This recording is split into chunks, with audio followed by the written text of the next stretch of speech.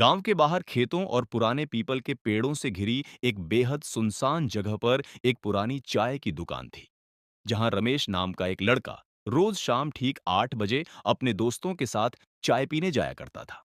और हंसी मजाक में वक्त कब निकल जाता था पता ही नहीं चलता था। गांव के बुजुर्ग उस जगह को अशुभ बताते थे, लेकिन रमेश और उसके दोस्त इन बातों पर कभी ध्यान नहीं देते थे। एक रात रमेश को काम से बहुत देर हो गई और घड़ी में लगभग 9:30 बज चुके थे। उसने दोस्तों को फोन किया, लेकिन किसी का फोन नहीं लगा। फिर भी आदत के कारण वह अकेला ही उस चाय की दुकान की तरफ निकल पड़ा। रास्ते में चलते हुए उसे अजीब सी ठंडक महसूस होने लगी, जबकि मौसम सामान्य था।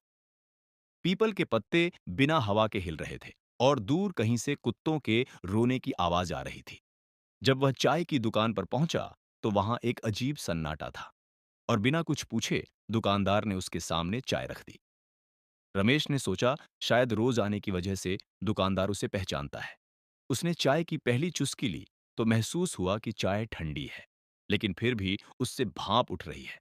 उसे बेचैनी होने लगी और तभी उसके कान के पास किसी ने धीमी आवाज में कहा, रमेश, आज दोस्त नहीं आए? वह घबराकर इधर-उधर देखने लगा, लेकिन वहां कोई नहीं था। समय जैसे थम सा गया था। रमेश काफी देर तक वहीं बैठा चाय पीता रहा, क्योंकि उसके पैरों में अजीब सी कमजोरी आ गई थी। तभी उसे दूर से अपने दोस्तों की परछाइयां आती दिखाई दी और उसे थोड़ी राहत मिली।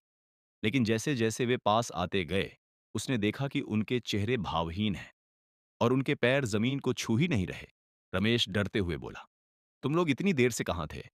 तभी सभी दोस्तों ने एक साथ ठंडी आवाज में कहा, हम तो आज आए ही नहीं। इतना कहते ही वे अचानक हवा में घुलकर गायब हो गए। रमेश की चीख निकल गई और उसी पल उसने देखा कि दुकानदार का चेहरा धीरे-धीरे बदलकर एक भयानक साये में बदल गया। पीपल के पेड़ के नीचे खड़ी उस परछाई ने गहरी आवाज में कहा, जो भी रात के बाद यहां चाय पीता है, वह लौटकर नहीं जाता।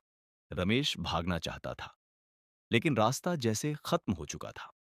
उसकी आंखों के सामने अंधेरा छा गया और अगली सुबह गांव वालों को चाय की दुकान के पास सिर्फ रमेश की चप्पलें और एक ठंडी पड़ी चाय का गिलास मिला।